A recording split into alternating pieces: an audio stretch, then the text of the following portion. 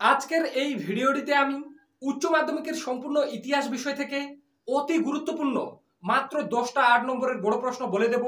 আর তোমার যদি সম্পূর্ণ ইতিহাস বিষয় থেকে শেষ মুহূর্তের জন্য এই গুরুত্বপূর্ণ 10টা 8 নম্বরের প্রশ্ন পড়া থাকে, তাহলে তোমরা উচ্চ মাধ্যমিকের ইতিহাস পরীক্ষার পর মিলিয়ে দেখবে প্রায় প্রত্যেকটা 8 নম্বরের প্রশ্ন তোমরা আজকের এই ভিডিওটি থেকেই কমন পেয়ে যাবে। তো বন্ধুরা, তোমাদেরকে জানিয়ে রাখি, ইতিহাস প্রশ্নপত্রে তোমাদের কিন্তু 10টা প্রশ্ন দেওয়া থাকবে, তার মধ্যে থেকে 5টা প্রশ্নের উত্তর করতে হবে। আর ইতিহাস এমন একটা সাবজেক্ট, তুমি যদি হাতে গোনা মাত্র এই কয়েকটা প্রশ্ন ভালোভাবে রেডি করে যেতে পারো, তাহলেই কিন্তু প্রত্যেকটা প্রশ্ন কমন পাওয়া সম্ভব। তাই আমি তোমাদেরকে বলবো, শেষ মুহূর্তের জন্য আমি আজকের এই ভিডিওতে যে 10টা প্রশ্ন বলবো, তোমার যদি এই 10টা প্রশ্ন তুমি যদি না পড়তে পারো, তাহলে আজকের এই ভিডিওটি থেকে বেরিয়ে যাও। কেননা আমি চাই না যে আজকের এই ইতিহাস বিষয় সাজেশনটি আমার এমন কোনো স্টুডেন্ট দেখুক যাদের নিজেদের বাবা মায়ের প্রতি এতটুকু দায়বদ্ধতা নেই, যে বাবা মারা তোমাদের জন্য দিন রাত এক করে পরিশ্রম করে তোমাদের টিউশনের টাকা, জামা কাপড়ের টাকা যোগায়, কিন্তু তারপরে তোমরা যদি তাদের কথা ভেবে এই 10টা প্রশ্ন ইতিহাস বিষয় থেকে না পড়তে পারো, তাহলে তোমাদের পড়াশোনা করে কোনো লাভ নেই। আমার মনে হয় তোমরা যে কোনো অন্য কোনো কাজে লেগে যেতে পারো, তোমাদের কিন্তু পড়াশোনা করে কোনো লাভ নেই। কেননা পরীক্ষায় তোমাদের 10টাই প্রশ্ন থাকবে ইতিহাসে। আমি তোমাদের শেষ মুহূর্তের জন্য মাত্র 10টা প্রশ্নই সব থেকে বেশি গুরুত্ব দিয়ে পড়তে বলবো। আর যারা একটু ভালো স্টুডেন্ট, তাদের জন্য আরো কিছু এক্সট্রা প্রশ্ন থাকবে। তোমরা অবশ্যই ভিডিওটি শেষ পর্যন্ত দেখো, এবং ভিডিওটি শেষে বলে দেবো, তোমরা যদি সারা বছরও কোনো কারণে পারিবারিক সমস্যা বা দারিদ্রতার কারণে প্রত্যেকটি সাবজেক্টের আলাদা আলাদা টিউশনও না পড়ে থাকো, তাহলে শেষ মুহূর্তে পড়ে তুমি কিন্তু এই প্রত্যেকটা প্রশ্নের উত্তর যদি করে যেতে পারো, তাহলেই কিন্তু তোমরা উচ্চ মাধ্যমিকের ইতিহাস পরীক্ষায় প্রত্যেকটা প্রশ্ন কমন পেয়ে যাবে। আর এই ভিডিওটিতেই আমি বলে দেব এই প্রত্যেকটা প্রশ্নের উত্তর তুমি কিভাবে খুব সহজে পেতে পারো। তাই বন্ধুরা, তোমাদেরকে বারবার বলা হচ্ছে, তোমরা যারা সারা বছরও কোনো কারণে পড়াশোনা করতে পারোনি, শেষের এই কয়েকটা দিন একদম সিরিয়াস হয়ে যাও, আর ইতিহাস বিষয় থেকে এই গুরুত্বপূর্ণ 10টা প্রশ্ন ভালোভাবে রেডি করে যাও। পরীক্ষার পর মিলিয়ে দেখবে বন্ধুরা, প্রায় প্রত্যেকটা প্রশ্ন তোমাদের 10টা প্রশ্ন থাকবে, তার মধ্যে 5টা প্রশ্নের উত্তর করতে হবে। তো 5টা প্রশ্নই কিন্তু তুমি আজকের এই ভিডিওটি থেকে কমন পেয়ে যাবে। তাই তোমরা যারা নিজের বাবা মায়ের কথা একটুও ভাবো এবং চাও শেষ মুহূর্তের জন্য হাতে গোনা এই 10টা প্রশ্ন পড়ে ইতিহাসে ভালো রেজাল্ট করতে, তারা অবশ্যই ভিডিওটি শেষ পর্যন্ত দেখো। আর যারা মনে করছো যে তুমি ইতিহাস বিষয় থেকে শেষ মুহূর্তের জন্য মাত্র এই 10টা প্রশ্ন পড়তে পারবে না, তাদের উদ্দেশ্যে আমি বলছি, এখনো সময় আছে, তোমরা ভিডিওটি থেকে বেরিয়ে যাও। কেননা আমি বারবার বলছি, আমি চাই না যে এমন কোনো স্টুডেন্ট আমার এই আজকের এই ভিডিওটা দেখুক যারা ইতিহাস বিষয় থেকে শেষ মুহূর্তের জন্য 10টা প্রশ্ন ভালোভাবে পড়তে পারবে না। তাই বারবার বলা হচ্ছে বন্ধুরা, তোমরা যারা চাও যে 10টা প্রশ্ন পড়ে ভালো রেজাল্ট করবে ইতিহাসে, তারা অবশ্যই শেষ পর্যন্ত দেখো ভিডিওটা, তাহলে তোমরা এই ভিডিওটি থেকে অনেক কিছুই শিখতে পারবে। তো চলো ভিডিওটি শুরু করা যাক। তো উচ্চ মাধ্যমিকের সম্পূর্ণ ইতিহাস বিষয় থেকে শেষ মুহূর্তের জন্য তোমরা যে 10টি প্রশ্ন সব থেকে বেশি গুরুত্ব দিয়ে পড়বে, ওই প্রশ্নগুলোর পাশে আমি ট্রিপল স্টার দিয়ে রেখেছি। আর তুমি যদি ট্রিপল স্টার দেওয়া ওই 10টা প্রশ্ন ভালোভাবে রেডি করে যেতে পারো, তাহলেই আমার মনে হয় এবছরের উচ্চ মাধ্যমিকের ইতিহাস পরীক্ষায় যে প্রশ্নই আসুক, তুমি ওই ট্রিপল স্টার দেওয়া প্রশ্নগুলির মধ্যেই কমন পেয়ে যাবে। তো কাজেই বন্ধুরা, তোমরা যারা সামনের উচ্চ মাধ্যমিকের ইতিহাস পরীক্ষায় ওই 10টা প্রশ্ন পড়ে ভালো রেজাল্ট করতে চাও, তারা অবশ্যই শেষ পর্যন্ত দেখো, এবং ভিডিওটি শেষে বলে দেব এই প্রত্যেকটি প্রশ্নের উত্তর তোমরা কিভাবে পাবে। তো চলো ভিডিওটি শুরু করা যাক। তো প্রথমেই দেখে নেব প্রথম অধ্যায়ের অতি গুরুত্বপূর্ণ প্রশ্নটি। তো দেখে নাও 1 নম্বরে, প্রথম অধ্যায় থেকে সব থেকে বেশি গুরুত্ব দিয়ে পড়বে তোমরা, জাদুঘর কাকে বলে, অতীত পুনর্গঠনে জাদুঘরের ভূমিকা আলোচনা করো। তো প্রথম অধ্যায় থেকে তুমি যদি এই একটাই প্রশ্ন পড়ে যাও, তাহলে আমার মনে হয় এই একটাই প্রশ্ন তুমি কিন্তু কমন পেয়ে যাবে। তাই এই প্রশ্নটির পাশে আমি ট্রিপল স্টার দিয়েছি, অর্থাৎ এই প্রশ্নটিও কিন্তু ওই 10টা প্রশ্নের মধ্যেই একটা প্রশ্ন। তাই তোমরা যারা ভাবছো শেষ মুহূর্তের জন্য প্রিপারেশন নিচ্ছ, তারা এই প্রথম অধ্যায় থেকে শুধুমাত্র একটাই প্রশ্ন পড়ে যাও, সেটা হলো জাদুঘর কাকে বলে, অতীত পুনর্গঠনে জাদুঘরের ভূমিকা আলোচনা করো। আমার মনে হয় এবছর তোমরা এই প্রশ্নটি কমন পেয়ে গেছো। এরপরে যারা কোনো রকমের রিস্ক নিতে চাও না, তারা এখান থেকে আরও একটা প্রশ্ন দেখে রাখতে পারো, সেটা হলো আধুনিক ইতিহাস লিখন পদ্ধতি সম্পর্কে সংক্ষেপে আলোচনা করো, দুটি শিল্প জাদুঘরের নাম লেখো। তো যারা এক্সট্রা পড়তে চাও তাদের জন্য এই প্রশ্নটি। এরপরে দেখে নেব দ্বিতীয় অধ্যায়ের প্রশ্ন। তো দ্বিতীয় অধ্যায় থেকেও আমি তোমাদের জন্য মাত্র একটা প্রশ্ন সবথেকে বেশি গুরুত্ব দিয়ে পড়ে যেতে বলবো, সেটা হলো উপনিবেশবাদ ও সাম্রাজ্যবাদ বিষয়ে হবসন লেনিনের তত্ত্ব আলোচনা করো। এই প্রশ্নটিও পরীক্ষায় এসে গেছে, তোমরা গিয়ে উত্তর লিখবে, এরকম টাইপের একটা প্রশ্ন। যারা একটু হলেও টেস্ট পেপার ঘেটে দেখেছো তারা কিন্তু দেখতে পাচ্ছ এই প্রশ্নটা বিভিন্ন টেস্ট পেপারের পাতায় পাতায় রয়েছে। তাই কোনোরকমভাবে এই প্রশ্নটি তোমরা স্কিপ করবে না, এই প্রশ্নটা তোমাদেরকে পড়তেই হবে। তাই এই প্রশ্নটির পাশেও আমি কিন্তু ট্রিপল স্টার দিয়ে রেখেছি, অর্থাৎ এই প্রশ্নটিও তোমাদের ওই 10টা প্রশ্নের মধ্যেই একটা প্রশ্ন। এছাড়া যারা আর একটা এক্সট্রা প্রশ্ন পড়তে চাও দ্বিতীয় অধ্যায় থেকে, তারা পড়তে পারো সাম্রাজ্যবাদ বলতে কী বোঝায়, সাম্রাজ্যবাদ উদ্ভবের কারণগুলি সংক্ষেপে বর্ণনা করো। এই প্রশ্নটিও গুরুত্বপূর্ণ। তবে যারা শুধুমাত্র 10টা প্রশ্ন পড়তে চাও তাদের জন্য কিন্তু এই প্রশ্নটা না। যারা মনে করো আমি তুলনামূলক ভালো স্টুডেন্ট, তারা এই প্রশ্নটা ভালোভাবে রেডি করে যাবে। সারা ইউটিউবে বন্ধুরা তোমাদেরকে এমনভাবে সাজেশনে কেউ বলবে না, এতটুকু আমি তোমাদেরকে গ্যারেন্টি দিচ্ছি। কেননা বিগত বছরগুলোতেও, বিগত 2 থেকে 3 বছর ধরে আমি যেভাবে বলেছি পরীক্ষায় কিন্তু পরীক্ষায় কমন এসেছে। সেই অভিজ্ঞতা থেকেই বলছি বন্ধুরা, তোমরা যারা চাও এই রকম আরও অন্যান্য সাবজেক্ট যেমন রাষ্ট্রবিজ্ঞান, দর্শন, ভূগোল, এডুকেশন সহ অন্যান্য সাবজেক্টের হাতে গোনা মাত্র প্রত্যেকটা সাবজেক্ট থেকে 10 থেকে 12টা প্রশ্ন পড়ে ভালো রেজাল্ট করবে, তারা অবশ্যই এই চ্যানেলটি সাবস্ক্রাইব করে পাশে থাকা বেল আইকনটি প্রেস করে রাখো। কেননা শেষ মুহূর্তের জন্য এই চ্যানেলে যে কয়েকটা সাজেশন আসবে, তোমার যদি ওই প্রত্যেকটা সাবজেক্ট থেকে 10টা প্রশ্ন ভালোভাবে রেডি করে যে থাকে, তাহলেই কিন্তু তুমি পরীক্ষায় অনেক ভালো রেজাল্ট করতে পারবে। তাই বারবার বলা হচ্ছে, তুমি যদি সারা বছরও ঠিকভাবে প্রিপারেশন না হয়ে থাকে তোমার, তাহলে শেষ মুহূর্তের জন্য তোমরা এই চ্যানেলটি সাবস্ক্রাইব করে রাখো এবং এখন যে কয়েকটা ভিডিও চ্যানেলে আসবে প্রত্যেকটা ভালোভাবে ফলো করে প্রশ্নগুলি পড়ে যাও। পরীক্ষার পর মিলিয়ে দেখবে বন্ধুরা প্রত্যেকটা প্রশ্ন কমন পেয়ে যাবে। এরপরে দেখে নেব তৃতীয় অধ্যায়ের প্রশ্নগুলি।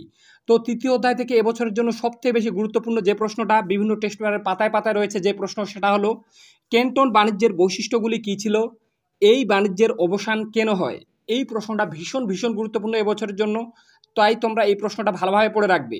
এছাড়া আরেকটা আছে, অবশিল্পায়ন বলতে কী বোঝো, ঔপনিবেশিক ভারতে অবশিল্পায়নের কারণ ও ফলাফল আলোচনা করো। আমার মনে হয় এই দুটো প্রশ্নের মধ্যে তুমি এবছর একটা প্রশ্ন 100% কমন পেয়ে যাবে।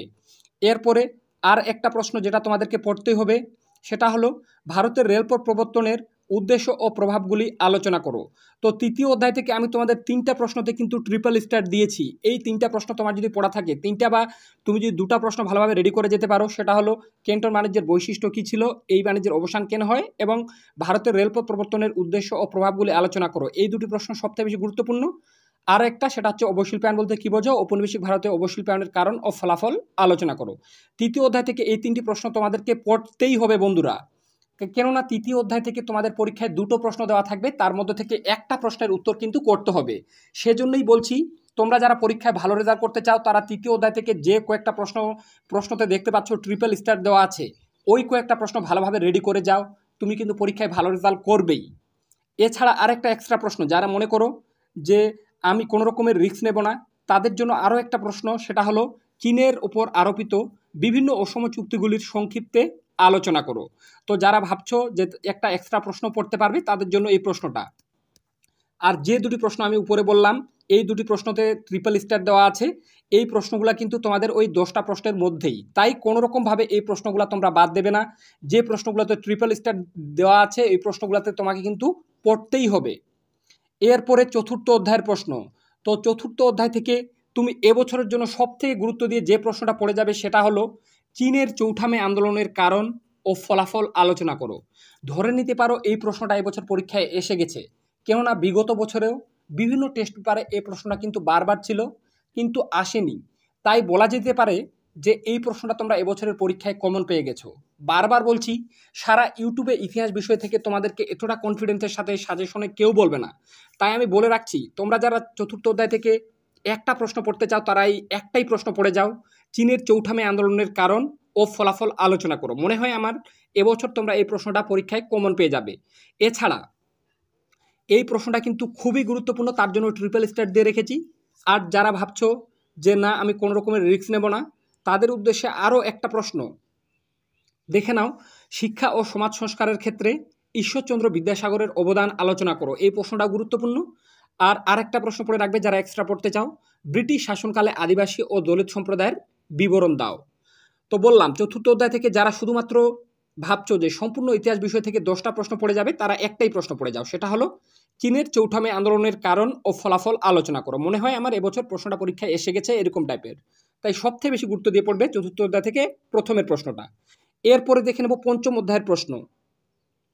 তো পঞ্চম অধ্যায় থেকে তোমাদের জন্য সবথেকে বেশি গুরুত্ব দিয়ে যে প্রশ্নটা পড়তে হবে সেটা হলো 1 নম্বরে দিয়ে রেখেছি 1935 খ্রিস্টাব্দের ভারত শাসন আইনের প্রেক্ষাপট ও শর্তাবলী আলোচনা করো।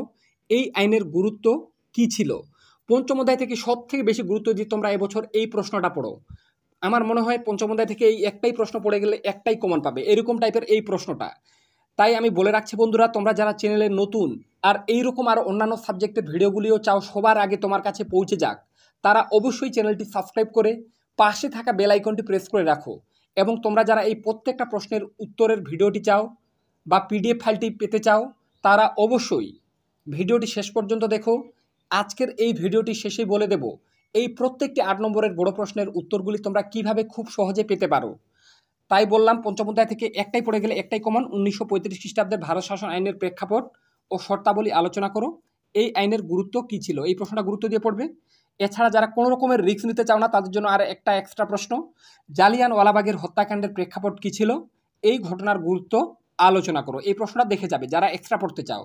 আর যারা ভাবছো ইতিহাস বিষয় থেকে মাত্র 10টা প্রশ্ন পড়বে, তাদের উদ্দেশ্যে শুধুমাত্র একটা প্রশ্ন, সেটা হলো পঞ্চম অধ্যায়ের প্রথমের 1 নম্বরের যে প্রশ্নটাতে ট্রিপল স্টার দেওয়া আছে। এরপরে দেখে নেব ষষ্ঠ অধ্যায়। তো ষষ্ঠ অধ্যায় থেকেও আমি তোমাদের একটা প্রশ্ন সবথেকে বেশি গুরুত্ব দিয়ে পড়তে বলবো এবছরের জন্য, সেটি হলো 1 নম্বরে আছে 1942-এর ভারত ছাড়ো আন্দোলন বা আগস্ট আন্দোলন সম্পর্কে যা জানো লেখো। এই প্রশ্নটা তোমরা যদি টেস্ট পেপার একটুও ঘেটে দেখো তাহলে দেখতে পারবে বিভিন্ন টেস্ট পেপারের পাতায় পাতায় রয়েছে। এমনকি এই প্রশ্নটা এবছর আসার চান্স প্রবল। তাই কোনোরকমভাবে তোমরা এই প্রশ্নটা স্কিপ করতে পারবে না, তোমাদেরকে কিন্তু এই প্রশ্নটা পড়তেই হবে। তাই ষষ্ঠ অধ্যায় থেকে এই প্রশ্নটা তোমরা সবথেকে বেশি গুরুত্ব দিয়ে পড়ো। আর বারবার বলা হচ্ছে বন্ধুরা, তোমরা যারা চাও এইরকম আর অন্যান্য সাবজেক্টের ভিডিওগুলি সবার আগে তোমার কাছে পৌঁছে যাক, তারা অবশ্যই চ্যানেলটি সাবস্ক্রাইব করে পাশে থাকা বেল আইকনটি প্রেস করে রাখো। আর ষষ্ঠ অধ্যায় থেকে আর একটা এক্সট্রা প্রশ্ন, যারা কোনো রকমের রিস্ক নিতে চাও না তারা পড়ে রাখবে, হোচিমিনের নেতৃত্বে ভিয়েতনামের মুক্তিযুদ্ধের একটি সংক্ষিপ্ত বিবরণ দাও। এই প্রশ্নটিও ভীষণ ভীষণ গুরুত্বপূর্ণ, কিন্তু আমি 10টা প্রশ্নের মধ্যে এই প্রশ্নটাকে রাখছি না। তবে এই প্রশ্নটাও তোমরা চাইলে কিন্তু খুবই গুরুত্ব দিয়ে পড়তে পারো, কেননা এই প্রশ্নটিও বিভিন্ন টেস্ট পেপারে রয়েছে। তাই আমি বলছি এই প্রশ্নটিও তোমরা ভালোভাবে পড়ে যাবে। এরপরে দেখে নেব সপ্তম অধ্যায়। তো সপ্তম অধ্যায় থেকে এবছরে যে প্রশ্নটা তোমরা সবথেকে বেশি গুরুত্ব দিয়ে পড়বে সেটা হলো কিউবার ক্ষেপণাস্ত্র সংকটের সংক্ষিপ্ত পরিচয় দাও। এই প্রশ্নটা পরীক্ষায় এসে গেছে, আমি তোমাদের একদম লিখে দিতে পারি বন্ধুরা। হ্যাঁ, সবথেকে বেশি গুরুত্ব দিয়ে সপ্তম অধ্যায় থেকে তুমি এই প্রশ্নটা পড়ে যাও। এই প্রশ্নটা রেডি হয়ে যাওয়ার পর তুমি আরেকটা প্রশ্ন পড়বে সপ্তম অধ্যায় থেকে, সেটা হলো জোট নিরপেক্ষ নীতি কি, জোট নিরপেক্ষ আন্দোলনের উদ্দেশ্য আলোচনা করো। সপ্তম অধ্যায় থেকে পরীক্ষায় তোমাদের 2টি প্রশ্ন দেওয়া থাকবে 100% সেটা।